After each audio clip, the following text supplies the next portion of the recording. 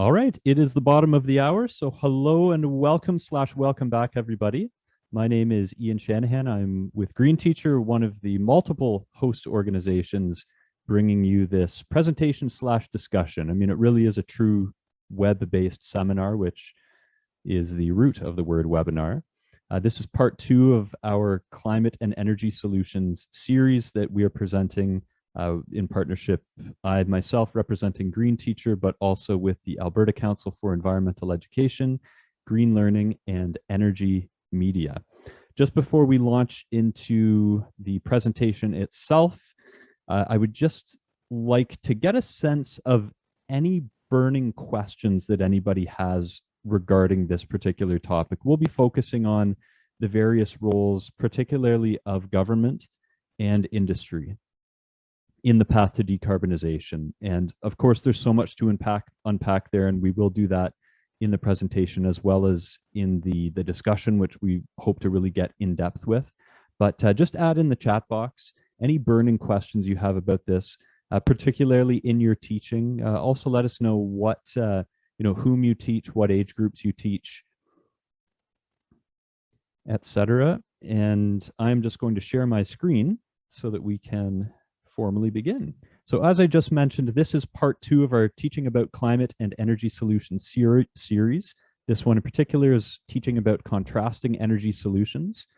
And there's no one size fits all. And of course, we have the context right now of COP26 happening in Glasgow. And these are discussions that are happening among many very influential people in the world. We're seeing policymakers, heads of state, business executives, monarchy, other celebrities. Everybody is weighing in, activists, young people, people from all around the world. And I know in our very polarized social media driven age, we often like to say it's one side versus the other. But of course, when it comes to climate and energy solutions and the path to decarbonization, it is not an either or situation. Government has a role, business has a role, citizens have a role, and we're going to get into all of that in this webinar this evening. Again, this is a co-hosted venture in partnership among the Alberta Council for Environmental Education, represented this evening by Kathy Warbeck. Hello again, Kathy. With Green Learning, represented by Sydney Howlett. Hello, Sydney.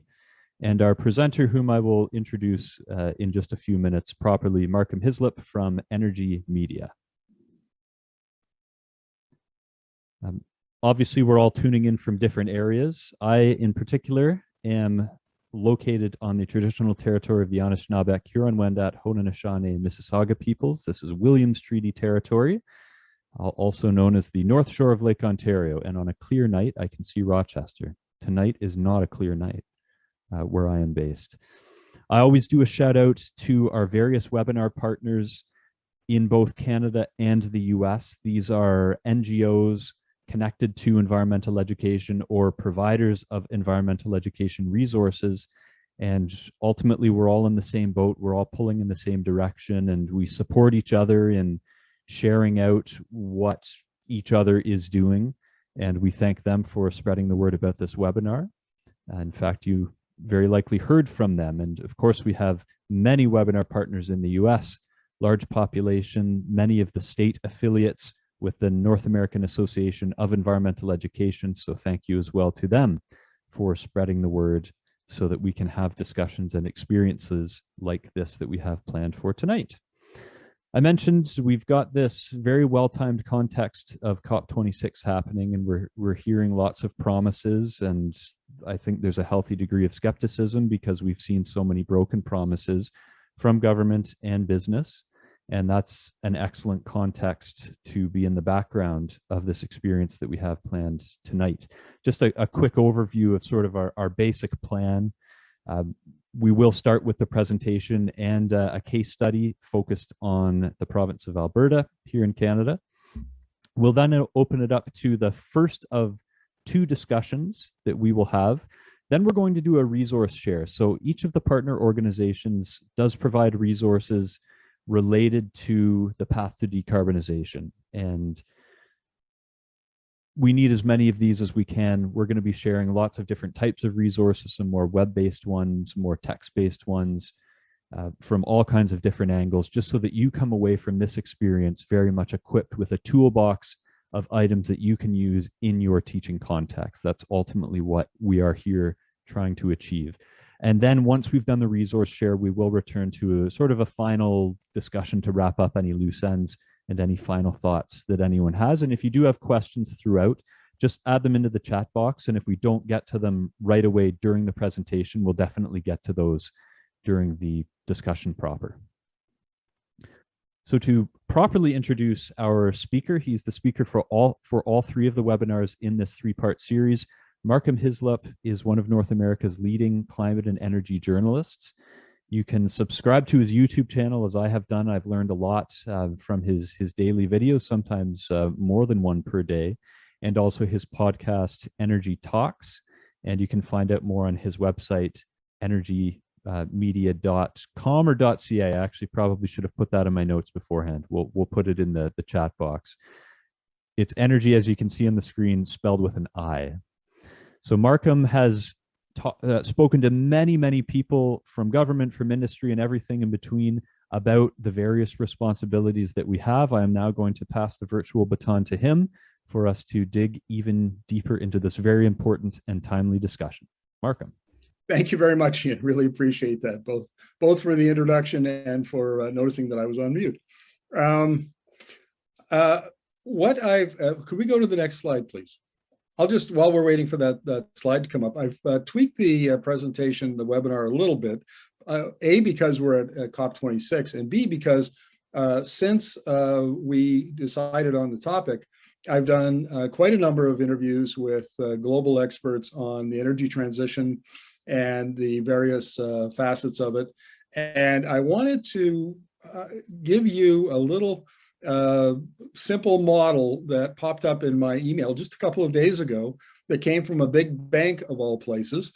And I thought it was very useful. I hope that you'll be able to use it and plug some information into it and maybe use it in your teaching.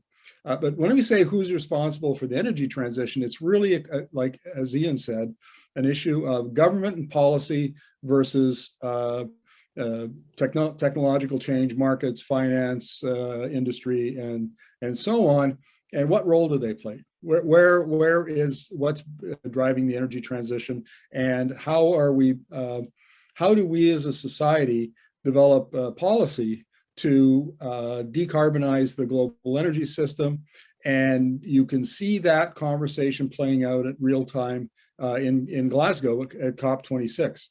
So Ian, next one. Dr. James Henderson of the Oxford Institute for Energy Studies is one of the world's foremost authorities on the energy transition. I did a long, it was a 47-minute interview with him that you can find on our YouTube channel if you just search for the Energy Media channel. And very interesting guy. And one of the first questions I asked him was, what drives the energy transition? Is it policy? Is it technology? What is it? And this is what he said: this transition is not driven by efficiency and lower costs, but by need to reduce carbon emissions. Clearly, policy is the critical driver. Not everybody agrees with that. And Ian, if we can have the next slide, please. Now, Kingsmill Bond is somebody who takes the opposite view of that. He's a financial analyst with Carbon Tracker based out of London in the UK.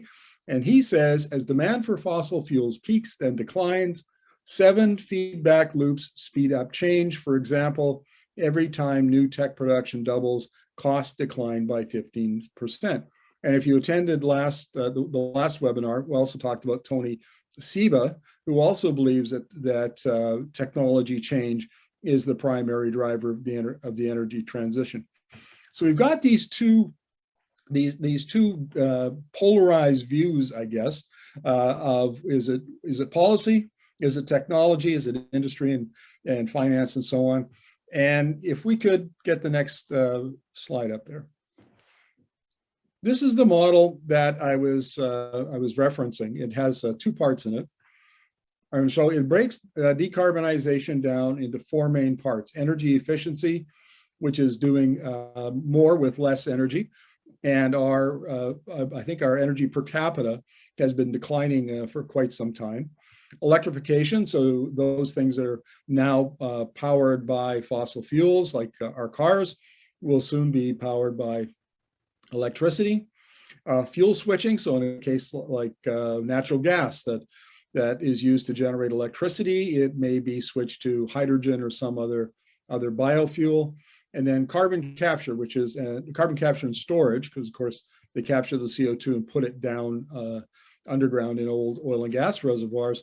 This is highly contentious at the moment because in Canada in particular, because basically the oil sands has proposed a huge net zero by 2050 project, which over between 50 and 60% of the project is carbon capture and storage, and it has a price tag of $75 billion, and they want governments to pay $50 billion of that. So you can imagine why it in fact is pretty controversial. Ian, if you get the next slide.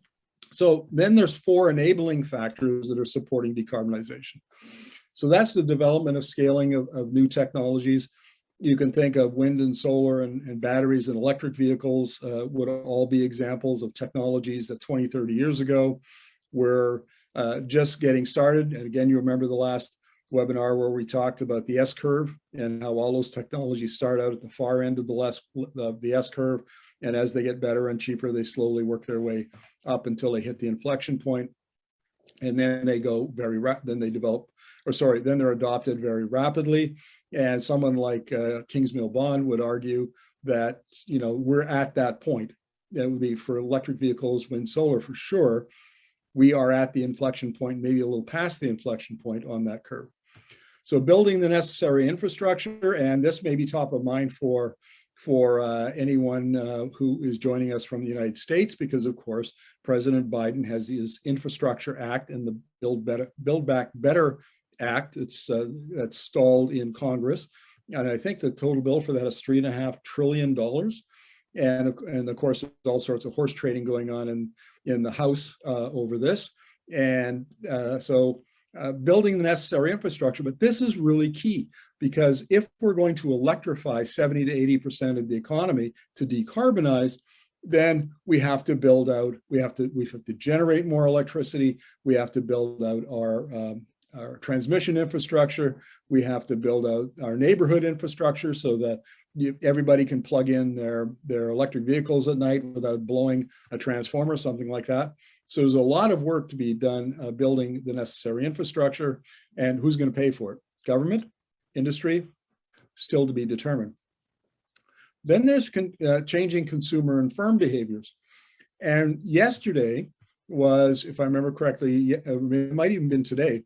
Anyway, it was the finance day where finance firms from all over the world got together and are talking about how they got together in Glasgow and talk about how the private sector can raise the capital as part of the, I think it's $100 trillion that is going to be needed between now and 2050 to decarbonize the global energy system. So this is one of the examples of where, even though policy may drive some of this, the private sector is needed in order, because the numbers are just too large for governments to fund them all on their own. Then the last enabling factor, of course, is public policies and government intervention. I've had many experts tell me that going forward, policies and regulations are absolutely critical.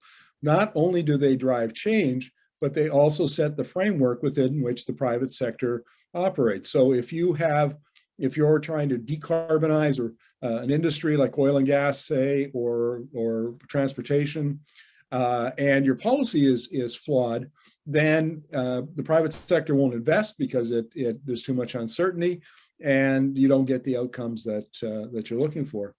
Ian, if we could get the next slide, please.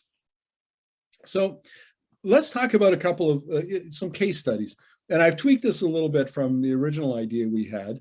I want to talk about electricity, oil and gas methane emissions, and electric transportation, because there are examples on both sides of the border.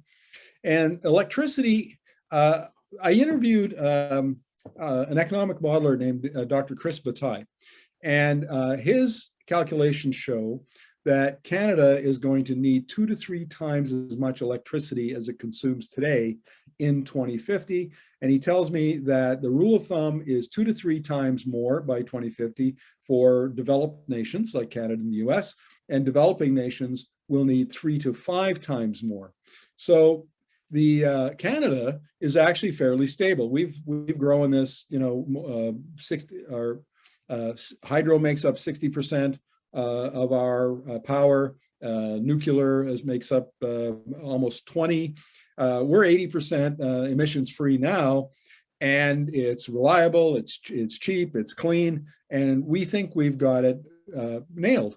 And the truth is that the systems, because in Canada, the provinces control everything, and it's not going very well. BC, for instance, where I live on the West Coast, if you asked anybody, where are they going to get twice as much electricity by 2050, or 3 times as much?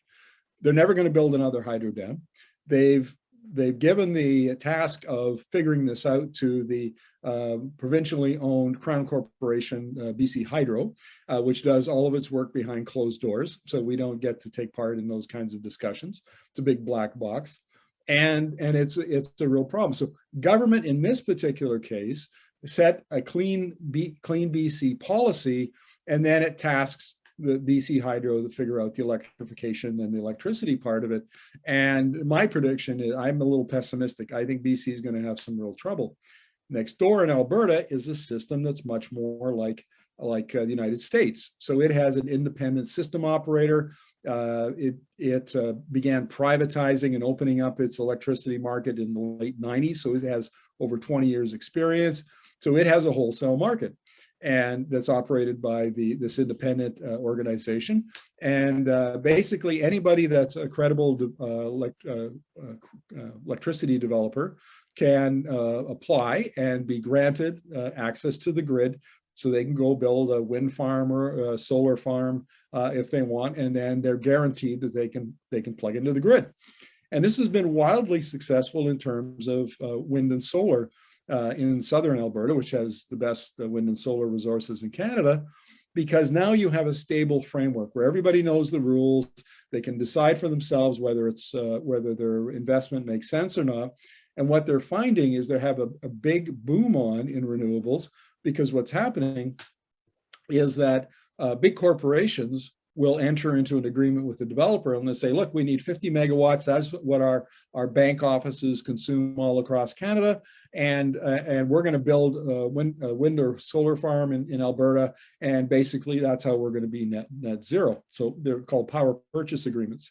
So this is an example where policy, it hasn't cost the government anything, and it's driving hundreds of millions of dollars of investment in renewable energy in Alberta, the home of Canadian fossil fuels. Basically, Kathy might not, the Texas of Canada, as I'm fond of saying.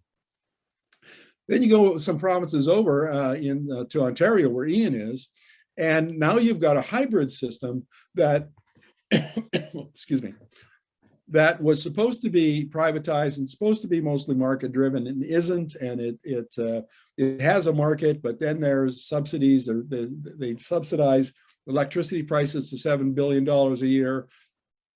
There's lots of nuclear. I think nuclear is 60%. They're going to have 3 nuclear plants come offline, 1 retire, 2 for refurbishment. Then they're going to have to replace that electricity with gas. Because of historic problems with early wind farms in Ontario. The current government is just allergic to renewables. It doesn't want anything to do with it. So Ontario is just literally a mess. The bad policy that's come before, combined with the bad politics and no interest in policy of the current government, and basically Ontario has got a broken electricity system. And there are no ideas. In fact, the conversation isn't even taking place in Ontario about how we're going to electrify the economy. So there are three examples. And then, of course, we've got the California in the US, which has had all sorts of problems. It's the most aggressive jurisdiction in terms of switching out to renewables. And anybody from California will, we know that they had the big brownouts and the blackouts in 2020. And those and a lot of it is because California was trying to do it on the cheap. It already has high electricity costs, one of the highest in the US, and it didn't want to invest in the extra generating capacity that it would need for peak demand. And so what happens is they said, well, we'll import it from Oregon or Idaho or one of the other states if we need it. Well, the problem is they had a heat wave. And of course, all the other surrounding states also were suffering from the heat wave, and they had no electricity to export to California, and then California had blackouts. So California, while it is leading in many respects with the integration of renewables, has also had all sorts of problems, and then that's compounded by wildfires and other issues. So there is an example of where policy is very different in 4 different jurisdictions within North America, and all have different approaches, all have different outcomes, and one is successful. The other one, Alberta is successful, BC is successful now, but will be less successful in the future. Ontario is a mess, and California is a combination of the two. I'm not even sure what word we would use to describe California. So there's a good example where where policy has not only is well-designed policy important, so they illustrate that point, but in much of this, this is all new. We're kind of doing this on the fly, and we're not getting everything right the first time. And then of course there are incumbents within these systems that resist change, and their political opposition. So it's very messy, and sometimes just flat out doesn't work. But it shows you the importance of good policy design in decarbonizing an economy. So let's go to the second case study, because this is a really important one. I mean, we just had at COP26. I forget how many nations have joined the global methane pledge to cut methane emissions, because methane is 80 times worse than CO2 in the first 20 years when it's emitted. So it's cutting back on methane emissions is not only really important, but also methane is makes up 85 or 90% of natural gas. So for the producers whose equipment is leaking this methane into the system, it actually saves them money, makes them money to fix these methane leaks. And the problem is that we haven't had very good measuring equipment, never have. Basically, the best equipment up until recently was a little camera gun, and you went around once a year and pointed it at your various production, your pump jack and your tanks and pipelines and so on, and you got a reading. But things change over time. It's very, very unsatisfactory. But now technology, we have satellites that can sniff methane. I just interviewed a company out of Boston where they have small cameras that you set up on where the oil is being produced on a lease, and it will send images and information in real time back to an operator and can detect minute amounts of methane. So we now have the technology to move ahead with this.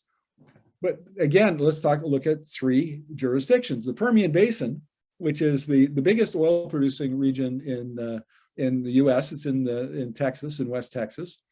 And it produces so much gas and methane. A lot of it is vented into the atmosphere. A lot of it leaks because they don't have the pipelines to get rid of it. They primarily focusing on oil, so they don't worry about if the gas leaks and vented. It's a huge problem. And President Biden has introduced some regulations and has made a big deal out of cleaning up methane emissions in the US. He says 75% by 2030 is the target. And we'll see. This is going to be that's going to be a big problem. Excuse me. Because in the US, this falls under the state. It's the Texas Railroad Commission that's responsible, and there's going to be a huge fight. You remember President Obama's Clean Power Plan. Texas fought that successfully. So even if you are the federal government in the US and you design good policy, you still have negotiations, and you're going to have court challenges and so on getting it implemented. Now, BC and Alberta are the polar opposites. BC produces 5 billion cubic feet a day of gas, Alberta 10 million. That's pretty much the entire Canadian production right there. BC has a leak rate of 0.3%, which is 1/10 of what's required, the threshold where natural gas could be substituted for coal and would be cleaner. Alberta, on the other hand, is well over 3%. 3% is the official rate, and recent studies have shown that the actual rate is 1.5 to 2 times that rate. And the problem is BC produces only gas, and so they've electrified a lot of their equipment. The equipment is new. It's a newer industry than it is in Alberta, and they've been very committed to keeping the emissions down. Good policy and good regulation has played a very important role in leading to a very decarbonized natural gas industry within BC. And in Alberta, not so much. I mean, a lot of the infrastructure is old, the gas processing plants, the pipelines and so on, they're leaky. And Alberta has no idea exactly how much. The methane measurement studies are a real problem. So in this case, the first thing they're going to have to do is deploy at a great expense a lot of this technology, because the federal government has adopted the same target as the US, 75% by 2030, and there's going to be tremendous pressure put on the companies. And in Canada, in this particular case, there are a couple of pieces of federal legislation that doesn't require provincial approval or collaboration. So the federal government is free to move in and impose these regulations as it sees fit. So here we have three different jurisdictions, different policy sets, different history, different types of production, and 2 of them are huge methane emitters, and 1 of them isn't. So again, an illustration of the importance of policy. In our third case study, we're going to talk about electric transportation. Now, in BC and California are on the West Coast. They share a lot of the same values, and they have very similar, in some respects, legislation around transportation. But the thing I want to emphasize here is not electric cars. Electric cars are the easy part of this. There's so much else in transportation that needs to be electrified. So for instance, transit systems. And the federal government has put some money, the Canadian federal government has put some money into electric buses, which require a new regulatory framework. The Transit Authority has to invest in new infrastructure so that it can charge these buses. The technicians have to be trained. There's a big role in here for government to play to get this ball rolling, because electric buses are still more expensive than diesel buses. But if you switch it over, you take a lot of GHGs out of your economy, and also they're cheaper, cheaper to operate, but they also, riders prefer them. They don't smell, they're not noisy, that sort of thing. And then there's freight trucking, and California is a leader in this. They've set regulations, mandates that big trucks, for instance, have to all be electrified by 2045. And there's also now they brought in regulations for medium duty trucks. So we're talking a lot of delivery vans that you would see, delivery vans and smaller trucks that you would see, around your neighborhood. And this has all been, supported by state. It's actually state mandate, so it's state legislation that has initiated these kinds of changes. And we're seeing already, companies that are beginning to experiment with electric freight trucks. And in this case, the odd thing is that this actually works better than consumers buying electric cars, because if let's say you've got a freight trucking company and you have a fleet of 100 electric trucks. Well, the routes they're going to take every day. Are they going to travel 50 miles or 100 miles or whatever it is? And so that they're going to have enough range. You can bring them back all to a central location. You can charge them. You can when the rates are low, the electricity rates are low. So there's a tremendous amount of interest in electrifying this part of the industry right away. And working on the long haul freights, the big semi trucks, maybe a little bit later, because the batteries are very heavy and don't have quite the range yet that the semi trucks need. But all of this started with policy. It all came out of the governor's office or out of the state legislature. And that's one of the reasons why California is leading in the electrification of transportation. And in BC, it's the same sort of thing. And you're going to see in the next little while, when delivery vans, Amazon just bought 100,000 delivery vans. Hertz just bought 100,000 Teslas for their rental fleet. I mean, a lot of this is spurred by policy, and companies know that it's coming, but also markets. This is an important thing. Hertz, for instance, can charge a premium when it rents out an electric car in the way that, because people want them. Who doesn't want to drive a Tesla? I pay extra for that. And they know that it's a premium vehicle, and there's lots of demand for it. So untangling whether it's policy or whether it's the market or whether it's the technology, and we haven't talked about the role of finance. Well, we did a little bit, but especially in the oil and gas, any of the fossil fuels, finance is actually driving the move to decarbonize or get out of fossil fuels, because investors don't want to, banks don't want to lend to them, insurance companies don't want to insure them, and investors are worried about stranded assets and losing money on basically what they see as a sunset industry. So there are all kinds of pressures coming from different sectors, different places, that all kind of coalesce to move these industries forward towards decarbonization. And so both Kingsmill Bond and Dr. Henderson, both of them are correct. And how all of those forces interact depend on the industry, depends on the jurisdiction, depends on history, depends on so many other variables that combine. But it's fair to say, my personal take on this is that, in fact, it is policy is secondary. And I think I used this metaphor in the last webinar, is if you think of the energy transition as a bus and policy as the accelerator pedal, then the question is, how fast do you want the transition to go? How fast do you want the bus to go? Well, if you want it to go faster, press harder on the accelerator pedal, because these changes that are happening on the industry side, in finance and so on, that is, they are no longer, they're self-sustaining. The new technologies are now competitive. In some cases, they're cheaper.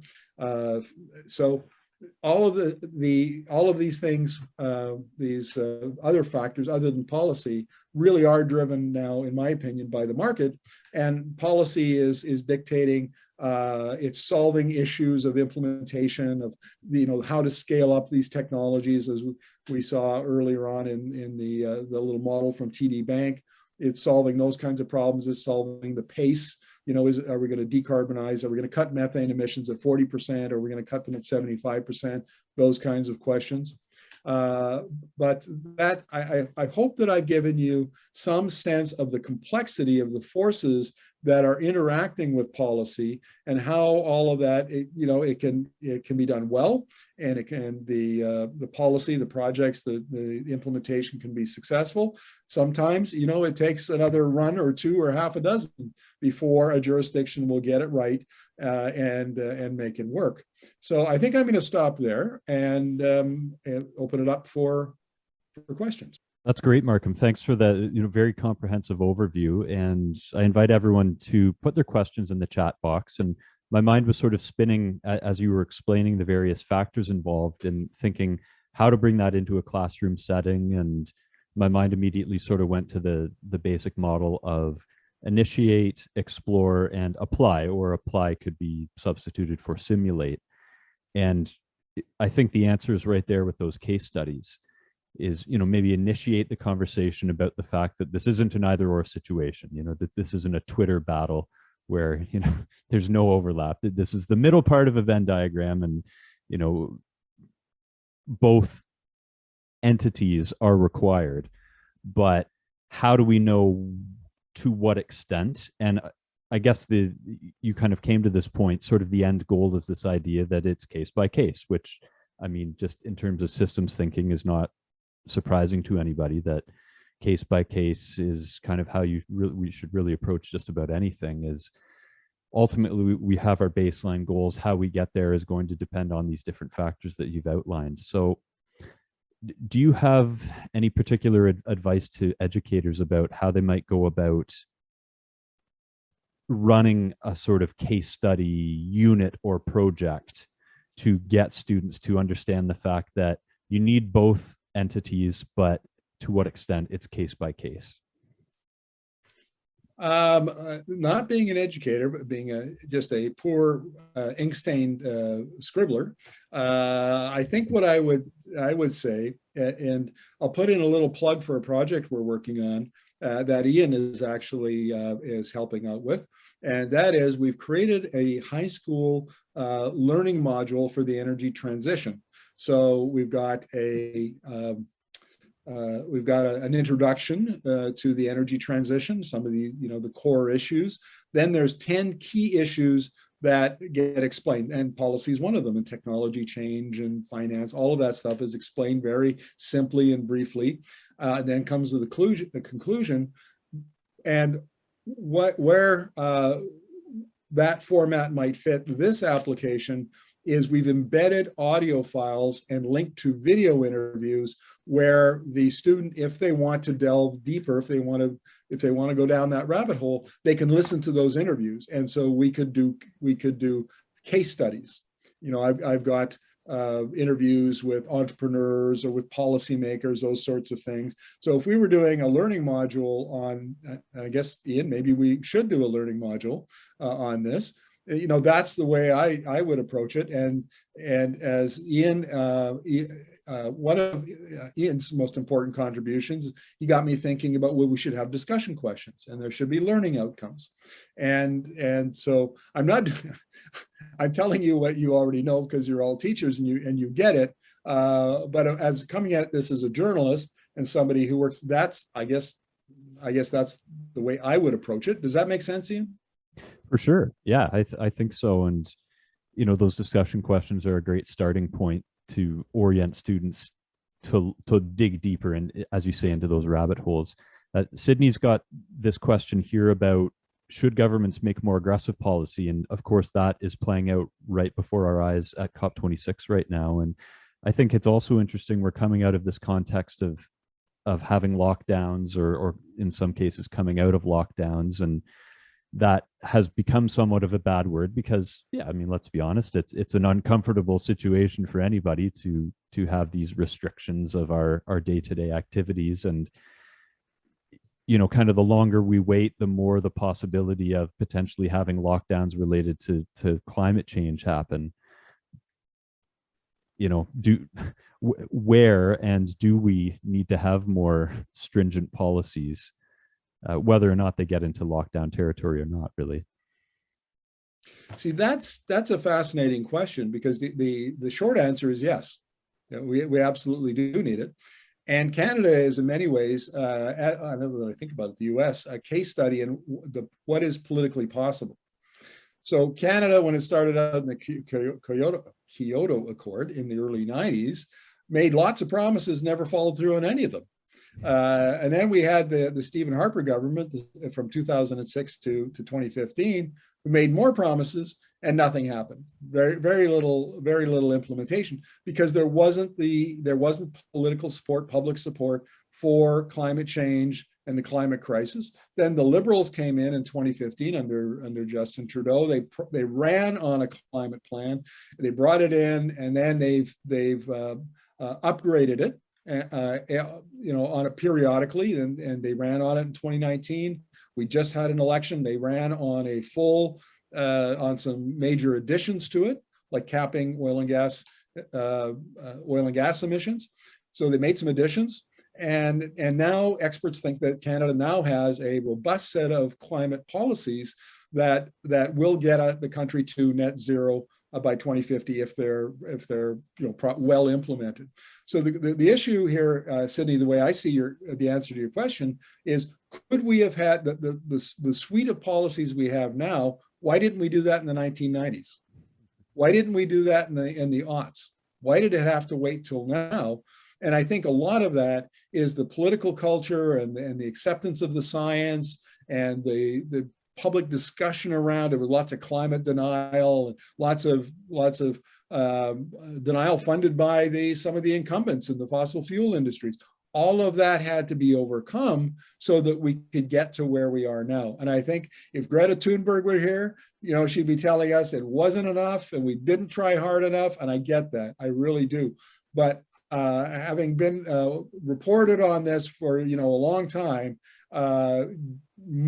getting from where you need to be and moving a whole country forward on these things is an onerous. It takes a long time. So yes, difficult. How's that? It's honest. Well, that's a perfect opportunity to pivot to Sydney, who is going to share her screen to talk about a very groovy, I don't know if the kids use that word anymore, but I just used it because it's fun. A really, really slick activity that's brought to you by Green Learning. So I'll let Sydney take it from here. Awesome, thanks, Ian. So I'm actually just going to drop a link in the chat there to the program that I'm showcasing right now. So this is a free program by Green Learning called Decoding Carbon, and it's a climate policy quest. So all about understanding climate policy, what makes a good climate policy. And I'm just going to do a really high level overview of what the program entails. And then if you have questions or want to explore it a little bit further, we can connect another time. So essentially there are a number of different modules in the program that look at different areas of climate policy. So I like to look at this first module, what is climate change and how does it shape our world, as something that can be used as an introduction for any students looking to understand climate change a little bit better. Particularly, I love the evolution of climate science activity. It actually takes students through tools such as skeptical science, where they learn how to debunk common myths using actual facts and peer-reviewed journals and scientific consensus. So these are some really helpful activities. Then we get into understanding what is climate policy and what role does government play in implementing this type of policy, and why is it necessary that government intervenes in the market? I think we've all learned today that even if we were to just go on as normal, we just wouldn't get there fast enough without policy. And here we get into a little bit specific about Canada's role in climate policy. We do look at a number of different countries and basically the discrepancy between how different countries or different regions are contributing to this issue of climate change historically and today, and what role they play in addressing the issue. This is probably my favorite piece of the program, which is actually where we talk about what makes a good climate policy. So we have some really great infographics there where students can actually assess, climate policy in your region or in your country, and look at it from a different perspective. We also talk about how students can go about designing their own climate policy. And I'm actually just going to show you one of the 2 simulators that we showcase in the program. So as Markham mentioned, this is a really complex problem that has so many different factors involved that projections are really hard to make. This tool can help you with that. So, whether we're looking at reducing the amount of methane or, increasing renewable energy technologies or subsidies for renewables, students can see in real time how this affects our end goal and addresses our climate targets. There's a lot more detail within this program and you can get pretty nitty gritty. I love the visual of this because it's really easy to follow and really easy for students to navigate and address different issues and come up with their own ideas and be able to talk about climate policy on a really high level. All of our programs do have a Indigenous component to it. So here we actually look at climate policy using the medicine wheel. So looking at it from the perspective of, how does this policy impact our mind, our body, our spirit? There is a case study within there looking at the Canadian Arctic, which I would highly recommend. One of my favorite activities in the program. We also have a couple of games to help students understand concepts such as negative externalities. This game in particular actually puts students in the role of different members of the economy, and they can play a number of different times and get different outcomes every time, which is really fun.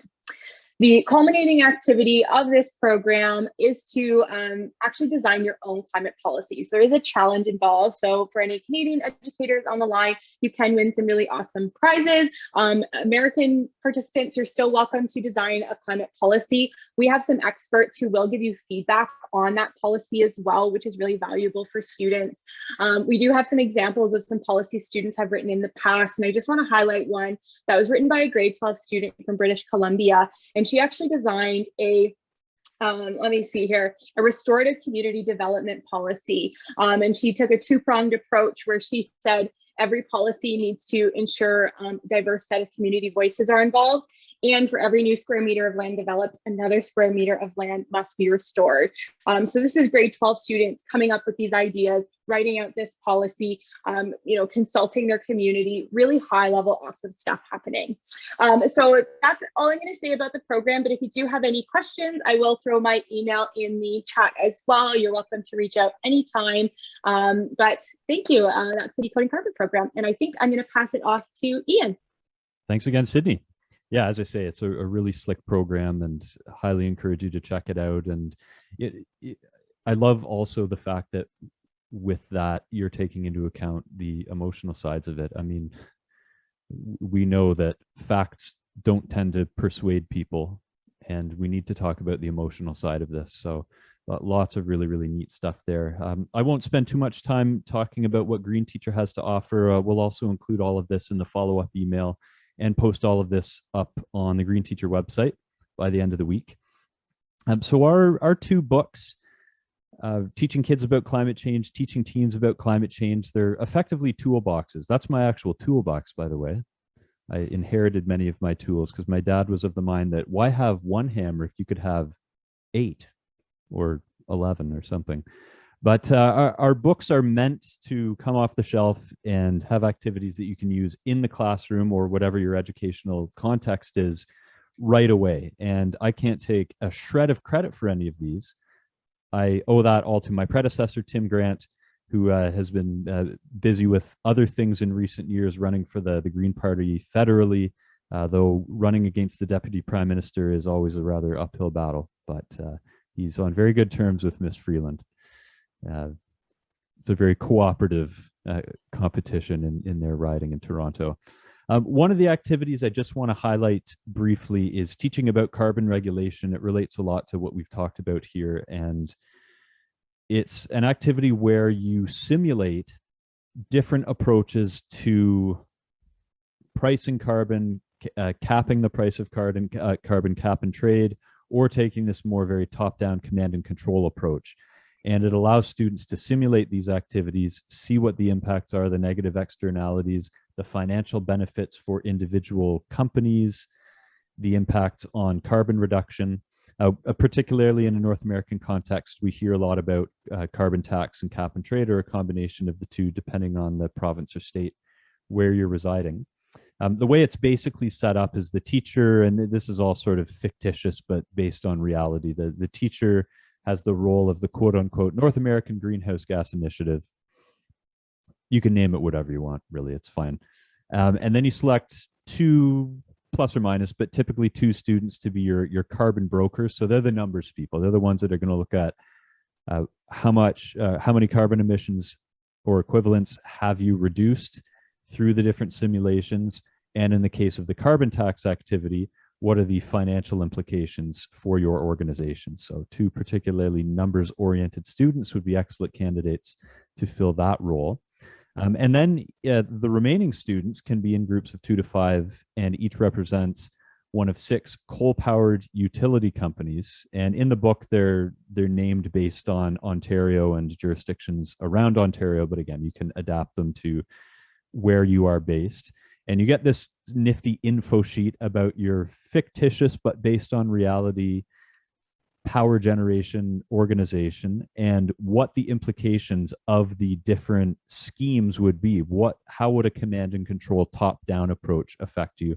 How would cap and trade affect you? In terms of charting each of the situations, you've got a sheet where you can do this. This also can be all done digitally as we shift more towards digital. And it's a really neat way to spend 1 or 2 class periods doing sort of a rapid fire. It reminds me of in gym class where you know every 2 minutes you blow the whistle and you go to a different skill station. It's that sort of model, and it's not necessarily meant to be fully in depth, but it's a great way to do that beginning initiation, maybe the kind of thing that's at the start of a unit. And then the students kind of branch off and do their research, and then maybe come up with, well, what would apply in our state or province and why? And, you know, maybe they do presentations, or it's a class seminar or discussion. So lots of possibilities within that activity. It's a great one. It's in the books. You can also get similar activities to this in our resource portal. Green Teacher started as a magazine, but we've moved more towards a resource portal model. We still do produce a digital magazine quarterly, but I think for the most part, people are accessing Green Teacher's content more so in the way that they're accessing something like Netflix or Spotify. It's just when you want it, how much you want it. You can stop, you can go back whenever you want. That's how people get content. So we have adapted with the times, and you can see all of our articles. I don't know what kind of word I was coming up with there. Our articles and activities and lessons are organized by category. They're organized by age, and all of the webinars are in there too. And you can see top row, third one from the left, 12 on climate change and energy, and that number is going to go up after tonight because this webinar will also go into the vault, but it will be free to view for the next 30 days. So that is the Coles notes on Green Teacher resources. Also the podcast, I know some of you have heard this. The last episode actually was with Markham, the latest episode. And the next 2 episodes, we're going to be talking about fair trade, and we're going to be talking about bringing science to students with exceptionalities. So lots of neat stuff there. And about half of the podcast episodes are either directly or indirectly related to climate change. And you can get that. I never like to use this phrase because it's pretentious, but yes, wherever you get your podcasts. So that is it for me on the Green Teacher side of things. And I'll now pass on to Kathy. We'll talk about ACE, Alberta Council for Environmental Education. Thanks, Ian. And I'm not going to share too much. We're more of an organization that kind of brings all these resources together and try to help teachers find them. So I just put a link in the chat for a resource hub that we have that teachers can use to find all kinds of resources. And under the resource hub, there's also inspiring stories, which are school stories that are doing wonderful things. So you can click on any of these if you're looking for teaching resources, and then you can search by grade and subject and by topic. So just a great way to find a lot of things. And then the inspiring stories are just a lot of examples of schools and things that they've done if you're looking for ideas of things that you can do in your school. And the other one I'll just share is Eco Schools Canada. This is a certification program for schools. It's just a great way if schools are doing environmental activities. There's about 45 or over 40 actions, eco actions in eco schools, and then you can receive certification for the actions that you're doing. And it helps you build your action plan and just track and kind of see that progress and help your school get recognized. We're the program partner here in Alberta, but any school in Canada can join this. And in the US, I know there's a Green Schools program as well. And since we talked about COP26 tonight, I'll put this link in as well. There's a number of groups that have provided teaching and learning resources. So what is COP26? What does it stand for? What is the International Panel on Climate Change? So these are a bunch of resources that can help you teach, are used in your classroom to teach your students. So I'll put that link in the chat as well. But those are the main things that I just wanted to share. Our resource, how to help you to find resources. And then Eco Schools is another option for you. And then this is just some kind of current resources for what's going on in the world. And we do a lot of teacher professional development. It's more Alberta based. But we're just getting a lot of those sessions in video format that will be on the website at some point, but not quite there yet. So thanks, Ian. Thank you, Kathy. And that brings us, pretty well right at the bottom of the hour. How is that for timing? We will open it up to any final questions, any loose ends anyone wants to discuss.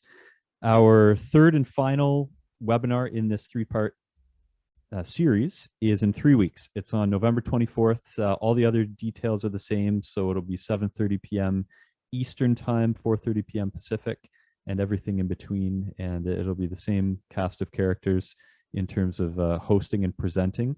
And with that, we'll be looking at how our current needs fit into the transition. And I guess the background context with that is just the fact that, of course, many parts of not just North America, the world, they're sort of the backbone of their economy for many, many decades has been fossil fuels, combustion of fossil fuels. And understandably, I mean, nobody wants to be out of work. No one wants to be less prosperous per se.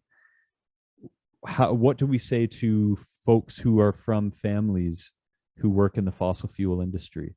What are the opportunities that are available? Because these, of course, are questions that we get. Even when we're not in areas that have a lot of hydrocarbon intensive industries. So another very important component to this multifaceted discussion. And we hope to see you there, and let your friends and colleagues know so that we can have a nice rich discussion. Again, if you have any final thoughts, questions, just throw them in the chat box, or you can even unmute yourself and we can chat. And with that, we will formally bring the proceedings to a close.